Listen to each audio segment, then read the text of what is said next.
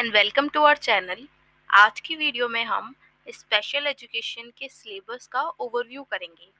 आज हम देखेंगे कि जो हमारे डिफरेंट टीचिंग एग्जाम्स होते हैं उसमें जो सब्जेक्ट स्पेसिफिक कंटेंट आता है स्पेशल एजुकेशन का, वो क्या क्या होता है।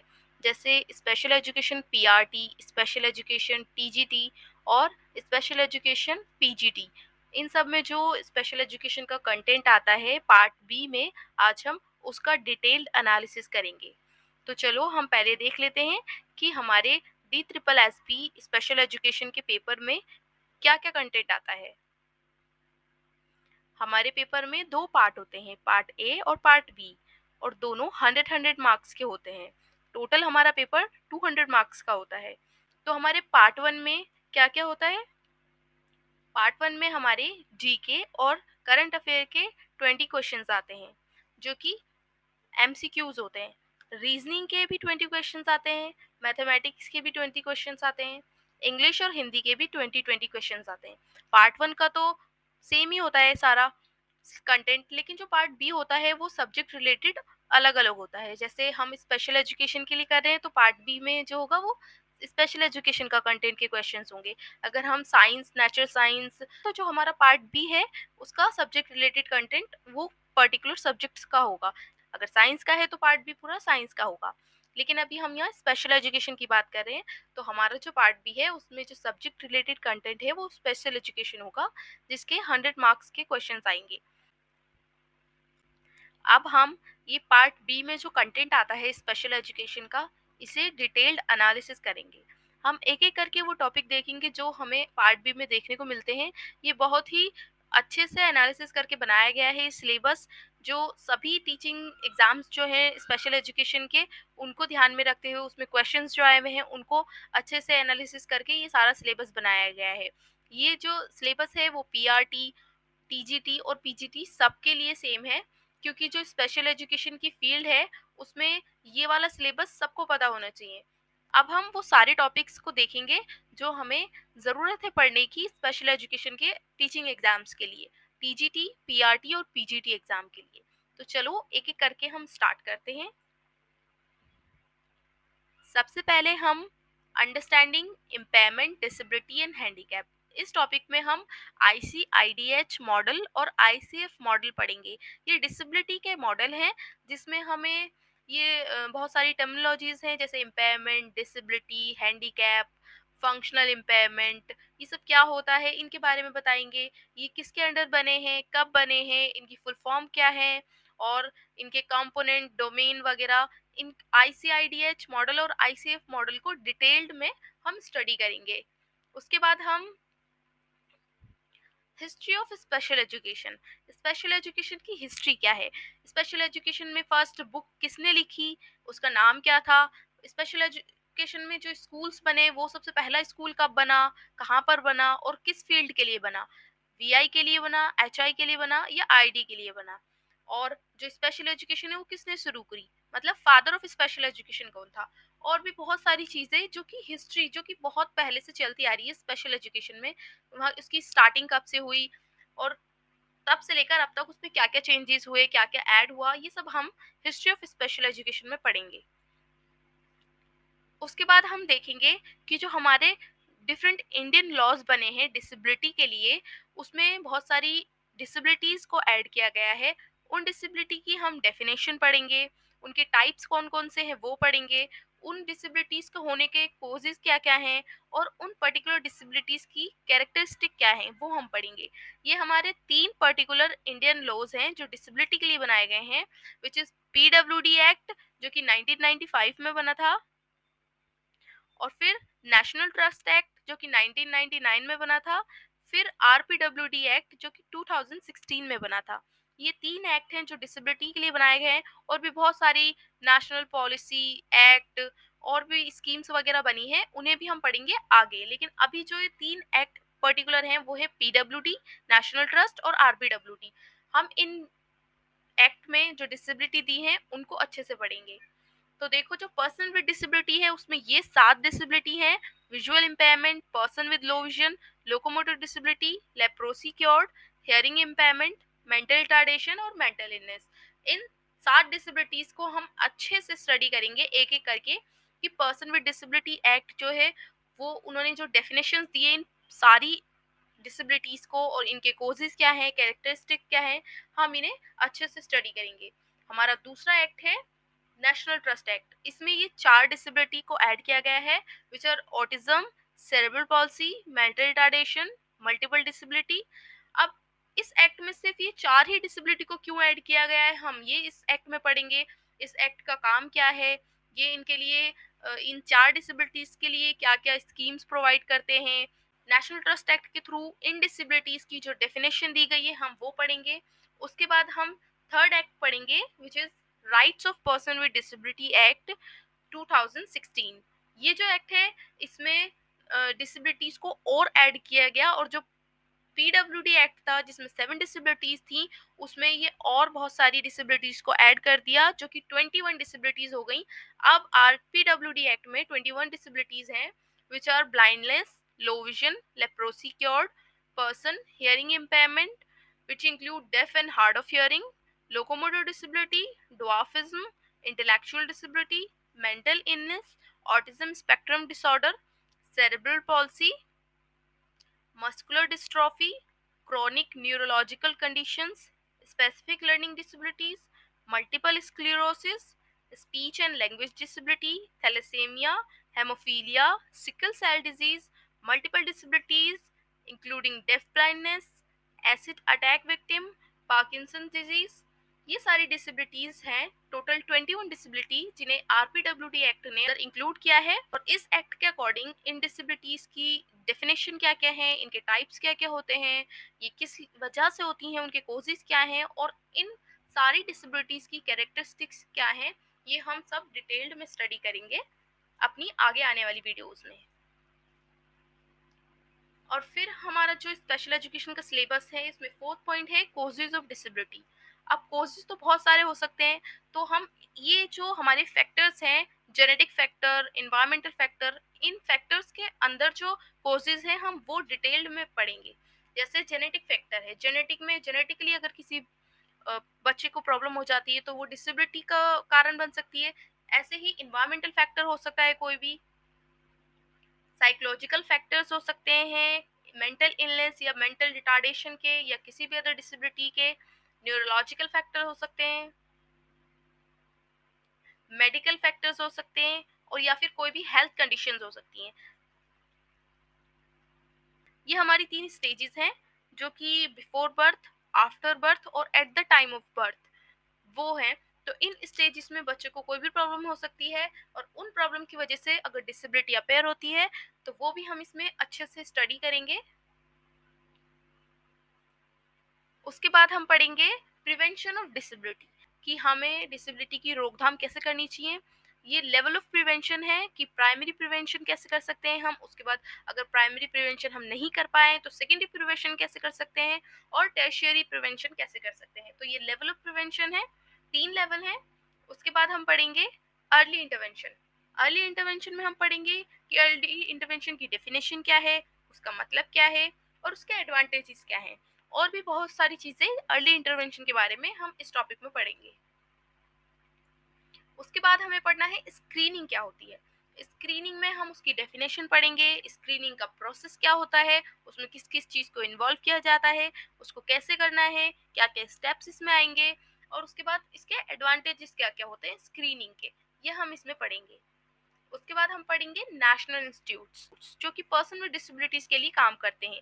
ये 8 इंस्टीट्यूट्स हैं जो कि डिसेबिलिटी पर वर्क करते हैं। हम इसमें पढ़ेंगे कि इनके हेडक्वार्टर्स कहाँ कहाँ हैं, इनकी फुल फॉर्म क्या है और इनके काम क्या क्या हैं। और ये जो इतने सारे इंस्टीट्यूट्स हैं ये डिसेबिलिटी के लिए क्या क्या वर्क करते हैं, हम इनको डिटेल्ड में अच्छे से पढ़ेंगे एक एक इंस्टीट्यूट को। उसके बाद हमारी इंटरनेशनल बॉडीज हैं, इंटरनेशनल बॉडीज जो कि डिसेबिलिटी के लिए काम करती हैं, जैसे डब्ल्यूएचओ है, यूनेस्को है, ये सारी जितनी भी 4 इंटरनेशनल बॉडीज हैं इनको भी हम अच्छे से डिटेल एनालिसिस करेंगे कि इनकी फुल फॉर्म क्या है, ये कब बनी, ये क्या काम करती हैं डिसेबिलिटी के लिए, ये सब हम इसमें पढ़ेंगे। उसके बाद हम पढ़ेंगे principles of growth and development. Principle तो बहुत सारे हैं ग्रोथ एंड डेवलपमेंट के, तो हम इन्हें बहुत ही अच्छे से डीपली पढ़ेंगे। उसके बाद हम पढ़ेंगे डेवलपमेंटल स्टेज। डेवलपमेंटल स्टेजेस का मतलब होता है कि बच्चा कैसे डेवलप कर रहा है डिफरेंट स्टेजेस में। जैसे उसकी एज जैसे जैसे बढ़ रही है, जैसे जैसे वो ग्रो कर रहा है, उसको डिफरेंट डिफरेंट स्टेजेस में वो कहाँ पर है, जैसे सोशली वो कैसे डेवलप कर रहा है। और भी बहुत सारे फैक्टर्स हैं, सोशल, कोग्निटिव, लैंग्वेज, इन सारे डोमेन्स में वो किस तरह से डेवलप कर रहा है, ये हम डिफरेंट एजेस में देखेंगे। जैसे चाइल्डहुड में, चाइल्डहुड स्टेज में सोशली बच्चा कैसे डेवलप करता है, और अगर हम देखें अडल्टहुड में सोशली कितना ज़्यादा एक्टिव होता है, कैसे डेवलप करता है, ये सब हम अच्छे से पढ़ेंगे। कौन कौन से डोमेन में पढ़ेंगे? सोशल डोमेन में पढ़ेंगे। उसके बाद हम मोरल डोमेन में पढ़ेंगे कि मोरल डेवलपमेंट कैसे हो रहा है बच्चे का। उसके बाद हम देखेंगे कि कोग्निटिव डेवलपमेंट कैसे होता है बच्चे का, कैसे पहले छोटे बच्चे जो होते हैं वो किस तरह के गेम्स खेलना पसंद करते हैं और किस तरह की लॉजिकल थिंकिंग लगाते हैं, फिर बड़े होकर उनकी जो थिंकिंग है कोग्निटिव कितनी ज़्यादा ब्राइट हो जाते हैं। तो इस तरह से हम पढ़ेंगे कि कोग्निटिव डोमेन में वो किस तरह से डेवलपमेंटल स्टेज में आगे बढ़ते हैं। उसके बाद हम पढ़ेंगे इमोशनल, इमोशनल डेवलपमेंट कैसे होता है बच्चों का। उसके बाद फिजिकल डेवलपमेंट अलग अलग डेवलपमेंटल स्टेजेस में कैसे बढ़ता है। पर्सनैलिटी, हम पर्सनैलिटी, हर पर्सन एक दूसरे से डिफरेंट होता है, सबकी पर्सनैलिटी अलग होती है, हर बच्चे की पर्सनैलिटी अलग होती है। तो हम ये पर्सनैलिटी भी एक डोमेन है जिसमें हम देखेंगे कि अलग अलग डेवलपमेंटल स्टेज में बच्चे की पर्सनैलिटी कैसे चेंज होती रहती है। उसके बाद हम पढ़ेंगे मोटर डोमेन। मोटर डोमेन में ग्रोस मोटर और फाइन मोटर डोमेन का डेवलपमेंट हम देखेंगे। उसके बाद हम पढ़ेंगे लैंग्वेज डेवलपमेंट, कैसे कैसे बच्चा डेवलप करता है और साथ ही साथ उसकी लैंग्वेज भी डेवलप होती है। उसके बाद हम देखेंगे प्ले।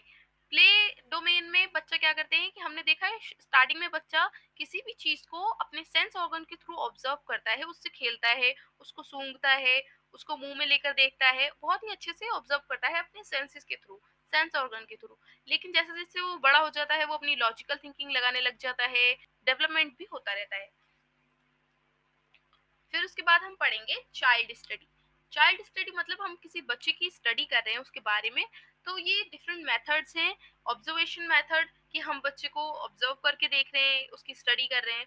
एक्सपेरिमेंटल मेथड कि हम कोई एक्सपेरिमेंट करके देख रहे हैं, और इसी तरह से केस स्टडी और लॉन्गिट्यूडनल मेथड्स हैं। जिस ये सारे मेथड्स वो हैं जिसकी मदद से हम किसी बच्चे की स्टडी कर सकते हैं। उसके बाद हम पढ़ेंगे थ्योरीज ऑफ साइकोलॉजी। साइकोलॉजी की थ्योरीज हैं cognitive theory, learning theory, intelligence theory, theory of social development और थ्योरी ऑफ मॉरल डेवलपमेंट। ये सारी थ्योरीज हम थ्योरी ऑफ साइकोलॉजी में पढ़ेंगे। और इसके बाद हमें पर्सनैलिटी थ्योरी भी पढ़नी है और साइको एनालिटिक थ्योरी भी पढ़नी है। और ये टीजीटी लेवल के लिए दो थ्योरीज हैं, होलिस्टिक थ्योरी ऑफ डेवलपमेंट और स्टेजेस ऑफ प्ले, जो कि प्याजे के थ्रू दी गई है।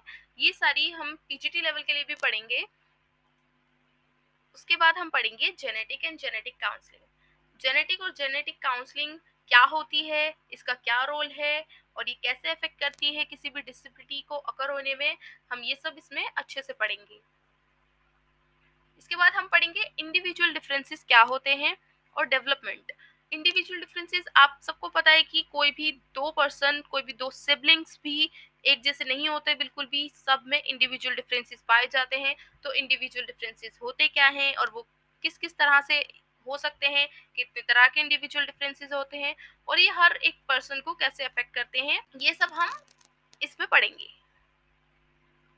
उसके बाद हम पढ़ेंगे developmental milestone up to age of 5 years.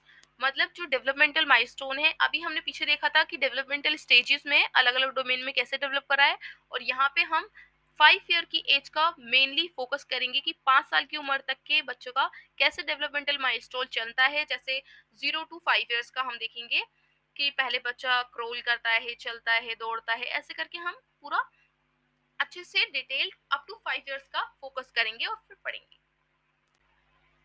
उसके बाद हम पढ़ेंगे हेरिडिटी। हेरिडिटी में हम पढ़ेंगे कि हेरिडिटी का मतलब क्या होता है, और ये किसी भी इंडिविजुअल की पर्सनैलिटी को कैसे अफेक्ट करती है। और हमने देखा होगा कि हमारे पेरेंट्स में हमारे हेयर कलर हमारे मम्मी पापा में से किसी के जैसे होते हैं, हमारा फेस जो होता है वो हमारे पेरेंट्स के जैसा होता है। अगर हम हाइट देखें कि अगर किसी के पेरेंट की हाइट शॉर्ट है, तो उनके बच्चों की भी हाइट शॉर्ट होती है। अगर मम्मी-पापा में से किसी एक को जेनेटिकली कोई प्रॉब्लम है, तो बच्चों में भी प्रॉब्लम हो सकती है। तो हेरिडिटी ये है जो हमें अपने पेरेंट्स से मिला है, जेनेटिकली जो हमें मिला है। तो ये हेरिडिटी को भी हम बहुत ही अच्छे से डिटेल में पढ़ेंगे, और ये किस तरह से एक इंडिविजुअल को इफ़ेक्ट करती है, कैसे इन्फ्लुएंस करती है, वो हम पढ़ेंगे इसमें अच्छे से। फिर उसके बाद हम पढ़ेंगे behaviour problems in children with special need. जो ये CWSN है, उसकी फुल फॉर्म आती है चिल्ड्रन विद स्पेशल नीड। तो हम बच्चों में जो बिहेवियर प्रॉब्लम्स होते हैं कि बच्चे बहुत ज़्यादा एग्रेसिव होते हैं, बहुत ज़्यादा ऑड बिहेवियर करते हैं, बहुत तरह के बिहेवियर होते हैं, और कौन-कौन से बिहेवियर होते हैं जो मालअडेप्टिव बिहेवियर की कैटेगरी में आते हैं, और कौन-कौन से एक्सेप्टिव बिहेवियर होते हैं, और कौन-कौन से अनएक्सेप्टेड बिहेवियर्स होते हैं, और इन प्रॉब्लम बिहेवियर्स का रीज़न क्या-क्या होता है, या फिर ये क्यों होते हैं, ये हम बहुत ही अच्छे से डिटेल्ड पढ़ेंगे। उसके बाद हम देखेंगे कि बिहेवियर मैनेजमेंट टेक्निक क्या-क्या होती हैं। अगर किसी बच्चे को बिहेवियर प्रॉब्लम है, तो उसको किस-किस तरह से मैनेज किया जा सकता है, जिसमें हम ये सारे टेक्निक्स का पढ़ेंगे कि रीइंफोर्समेंट जो टेक्निक है, वो क्या होती है, पनिशमेंट टेक्निक क्या होती है, और नेगेटिव रीइंफोर्समेंट और पनिशमेंट में लोग कन्फ्यूज़ हो जाते हैं, वो हम पढ़ेंगे। टोकन इकोनॉमी क्या होती है, टाइम आउट टेक्निक क्या होती है, डिफरेंशियल रीइंफोर्समेंट और नॉन पनिशमेंट टेक्निक्स हैं बहुत सारी। ये सारी टेक्निक हम अच्छे से पढ़ेंगे। उसके बाद हम देखेंगे कि मोटिवेशन क्या होता है, मोटिवेशन का मीनिंग क्या होता है, और उसकी इम्पोर्टेंस क्या होती है। उसके बाद हम पढ़ेंगे कि वैल्यू एजुकेशन का मतलब क्या होता है, और जेंडर एजुकेशन क्या होती है। उसके बाद हम फिलॉसफी ऑफ एजुकेशन पढ़ेंगे और उनकी इम्प्लीकेशंस पढ़ेंगे एजुकेशन में। तो कौन-कौन सी फिलॉसफी हम पढ़ेंगे, आइडियलिज्म, नेचुरलिज्म, ह्यूमैनिज्म, प्रैग्मैटिज्म, और ये 2 कंस्ट्रक्टिविज्म, कनेक्शनिज्म वो टीजीटी लेवल हैं, ये हम टीजीटी लेवल के लिए पढ़ेंगे। Before going forward, please subscribe to our channel, Being Teacher Asif. उसके बाद हम पढ़ेंगे formal, informal and non formal education क्या होती है, इनमें क्या डिफरेंसेस है, और इनकी इम्पोर्टेंस क्या-क्या है। उसके बाद हमें पढ़ना है जो गवर्नमेंट एक्ट बनाए गए हैं, स्कीम्स हैं, पॉलिसीज़ हैं, और प्रोजेक्ट्स बनाए गए हैं फॉर पर्सन विद डिसेबिलिटी और पर्सन विद स्पेशल नीड्स। तो हम इन सबको, ये सारे government act, scheme, policy, projects हैं, इनको हम अच्छे से पढ़ेंगे। हम ये सारे गवर्नमेंट एक्ट, स्कीम, पॉलिसीज़ जो हैं, जो कि पर्सन विद डिसेबिलिटीज़ के लिए बनाई गई हैं, उन सबको अच्छे से डिटेल्ड एनालिसिस करेंगे कि ये जो मेंटल हेल्थ एक्ट है, इंडियन लुनेसी एक्ट है, रिहैबिलिटेशन काउंसिल ऑफ इंडिया है, पर्सन विद डिसेबिलिटी एक्ट जो कि हम पहले देख चुके हैं कि हम वो भी पढ़ेंगे, नेशनल ट्रस्ट एक्ट भी है, राइट टू एजुकेशन एक्ट है, right of person with disability act है। ये सारे एक्ट हम पढ़ेंगे अच्छे से। उसके बाद हम IEDC, PIED, SSA which is Sarva Shiksha Abhiyan, RMSA, IEDSS, POA, operation blackboard, NLM, DDRC, ADIP scheme, district primary education, ये सारी जितनी भी स्कीम्स हैं हम इनको अच्छे से पढ़ेंगे। इन सबको हम डीपली पढ़ेंगे।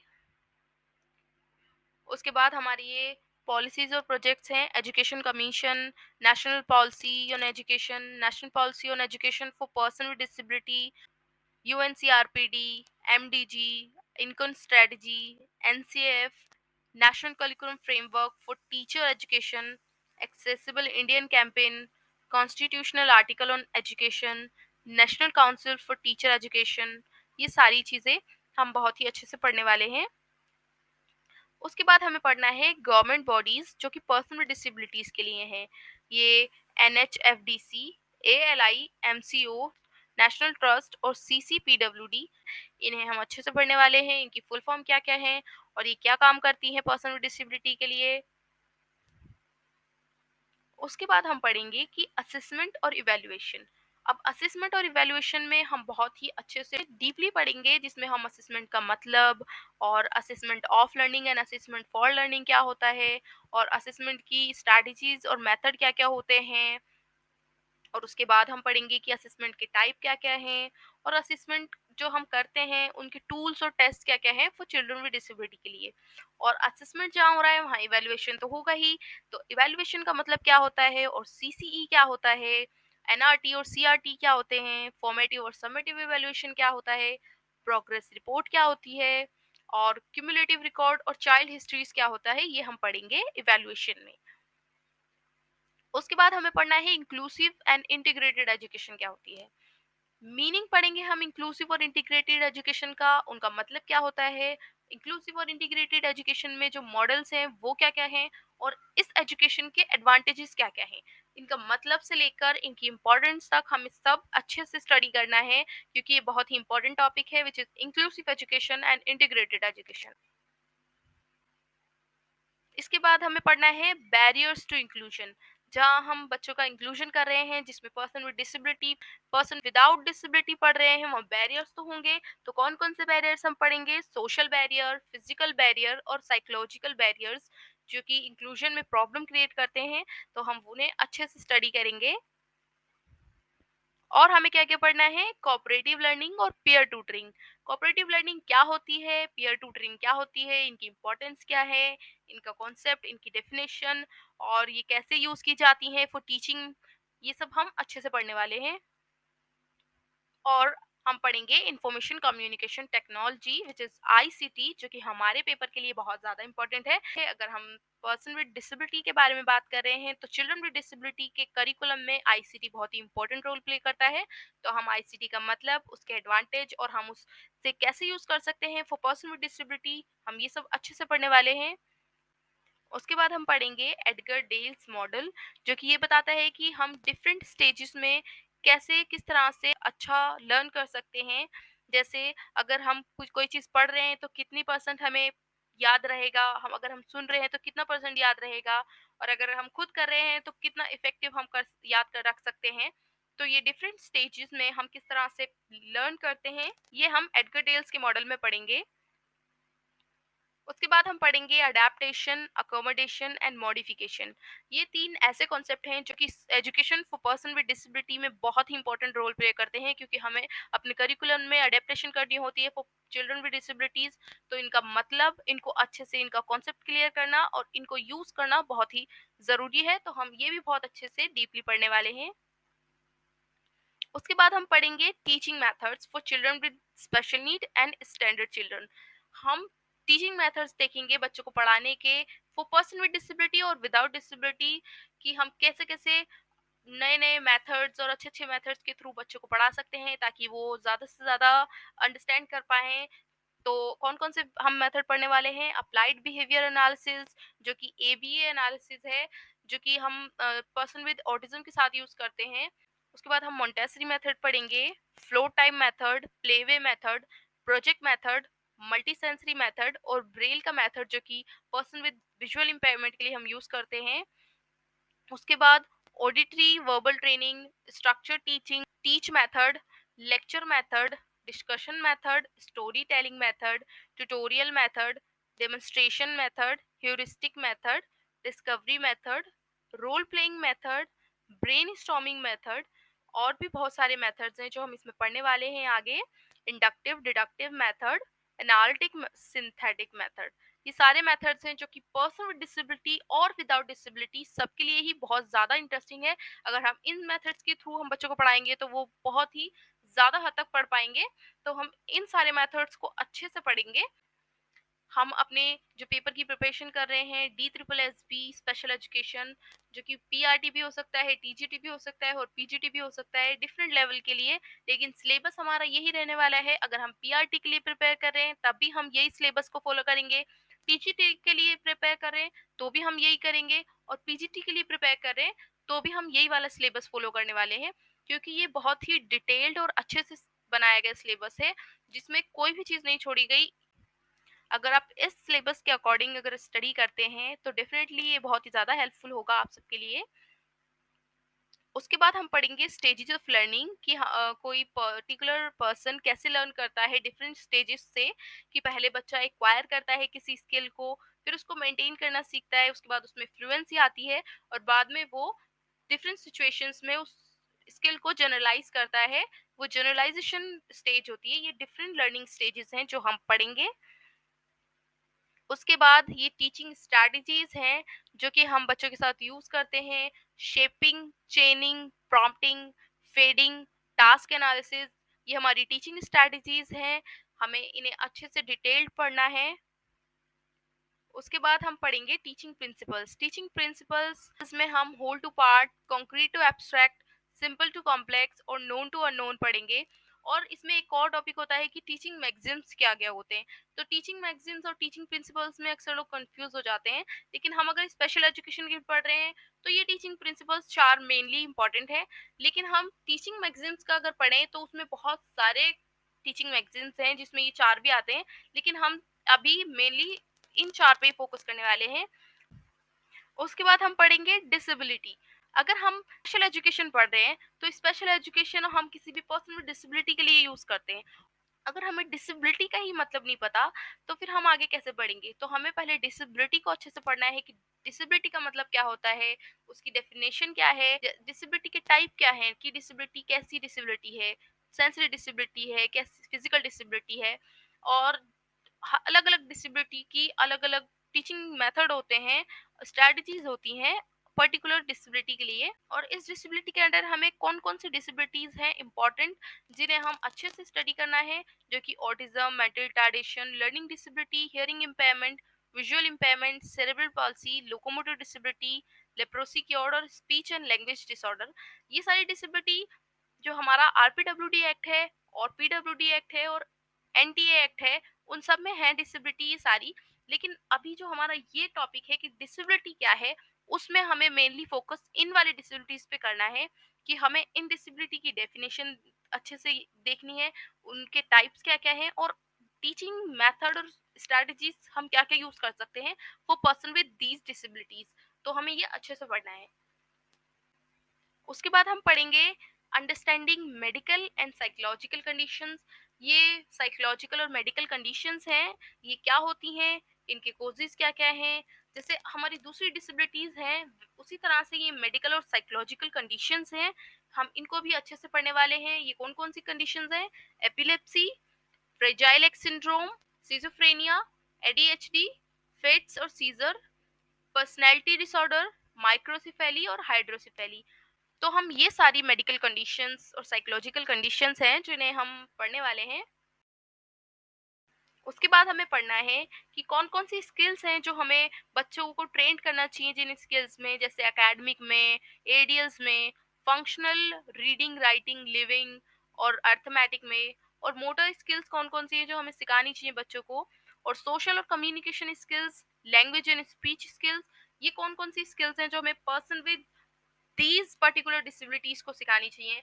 ये चार पांच डिसेबिलिटीज हैं, autism, mental retardation, mental disorder और लर्निंग डिसेबिलिटी। इन पांच डिसेबिलिटीज को हमें मेनली फोकस किया गया है कि कौन कौन सी स्किल्स हमें इन्हें ट्रेन करना चाहिए। हम इन्हें अच्छे से पढ़ेंगे कि कौन कौन सी एकेडमिक स्किल्स हम इन बच्चों को सिखानी चाहिए और कौन कौन सी एडीएल सिखानी चाहिए, कौन कौन सी फंक्शनल फंक्शनल एकेडमिक हमें इन्हें सिखाना है, फंक्शनल रीडिंग हमें इन्हें सिखानी है, फंक्शनल लिविंग कौन सी सिखानी है। और ये सारी जो मोटर स्किल्स हैं, हमें कौन-कौन सी स्किल्स में इन्हें ट्रेन करना है, ये हम अच्छे से पढ़ने वाले हैं। उसके बाद हम पढ़ेंगे teaching learning material and teaching ads. जहाँ हम पर्सन विद डिसेबिलिटीज़ की बात कर रहे हैं, उनकी स्टडी की बात कर रहे हैं, तो हम टीचिंग लर्निंग मटेरियल को बहुत ही ज़्यादा इम्पोर्टेंस देते हैं। टीचिंग लर्निंग मटेरियल हम पर्सन विद और विदाउट डिसेबिलिटी दोनों के साथ ही यूज़ करते हैं, लेकिन टीचिंग लर्निंग मटेरियल्स जो हैं, टीचिंग एड्स जो हैं, वो बहुत ही ज़्यादा इम्पोर्टेंट होते हैं when we are talking about curriculum of person with disability. तो मीनिंग हम पढ़ेंगे टीचिंग लर्निंग मटेरियल क्या, उनके टाइप्स पढ़ेंगे, इलेक्ट्रॉनिक एड्स क्या क्या होते हैं और अडेप्टिव डिवाइसेस कौन कौन से होते हैं चिल्ड्रन विद डिसेबिलिटीज के लिए और चिल्ड्रन विद स्पेशल नीड्स के लिए, और हम कैसे खुद से हमारे टीएलएम्स को अडेप्ट कर सकते हैं पर्सन विद स्पेशल नीड के लिए, हम ये इस टॉपिक में पढ़ेंगे। उसके बाद हमें पढ़ना है करिकुलम। करिकुलम क्या होता है, उसकी मीनिंग क्या है, उसको अच्छे से अंडरस्टैंड करना बहुत ही ज़्यादा ज़रूरी है। करिकुलम सिर्फ एक बुकिश नॉलेज नहीं होती, सिर्फ एक सिलेबस नहीं होता है, करिकुलम पूरा ओवरऑल होलिस्टिक होता है। तो हम इसे बहुत ही अच्छे से स्टडी करेंगे कि करिकुलम की क्या मिसकंसेप्शन है, उसकी डेफिनेशन क्या है, उसका मीनिंग क्या है, उसे हम कैसे अडेप्ट करेंगे। उसके बाद हम पढ़ेंगे करिकुलम डेवलपमेंट। अब हमें करिकुलम डेवलप करना है किसी पर्टिकुलर चिल्ड्रन के लिए, तो उसमें क्या-क्या अप्रोचेज़ होते हैं करिकुलम डेवलपमेंट के, और करिकुलम के क्या-क्या टाइप्स होते हैं। हम करिकुलम डेवलपमेंट करना सीखेंगे, उसके अप्रोचेज़ पढ़ेंगे और उसके टाइप्स पढ़ेंगे अच्छे से। उसके बाद हमें पढ़ना है IEP and IFSP, which are individualised educational programme and individualised family service plan. ये 2 इंडिविजुअलाइज़ प्रोग्राम है और प्लान है, जो हम पर्सन विद डिसेबिलिटीज़ के लिए यूज़ करते हैं और पर्सन विद डिसेबिलिटी की फैमिली के लिए यूज़ करते हैं। इन दोनों प्रोग्राम्स को हम अच्छे से स्टडी करने वाले हैं कि इनका मतलब क्या है, इनके जो फॉर्मेट्स हैं वो क्या-क्या हैं, इनके कंपोनेंट, इनके डोमेन्स वगैरह जो भी हैं हम अच्छे से पढ़ने वाले हैं।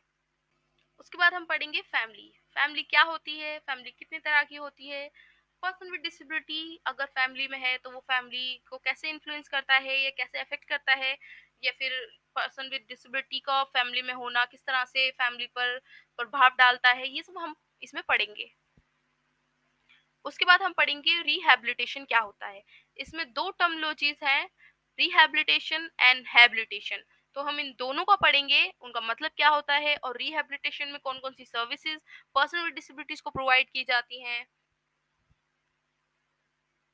उसके बाद हम पढ़ेंगे सब्जेक्ट टीचिंग, जिसमें हम बहुत सारे सब्जेक्ट्स की पेडागोजी को पढ़ेंगे, जिसमें math, science, social science, Hindi और इंग्लिश की हम पेडागोजी पढ़ेंगे, जो कि सारे एग्जाम्स में आती है। तो हमें स्पेशल एजुकेशन वाले पार्ट में भी ये सब्जेक्ट टीचिंग पूछी जाती है, तो हम इसे भी अच्छे से पढ़ने वाले हैं।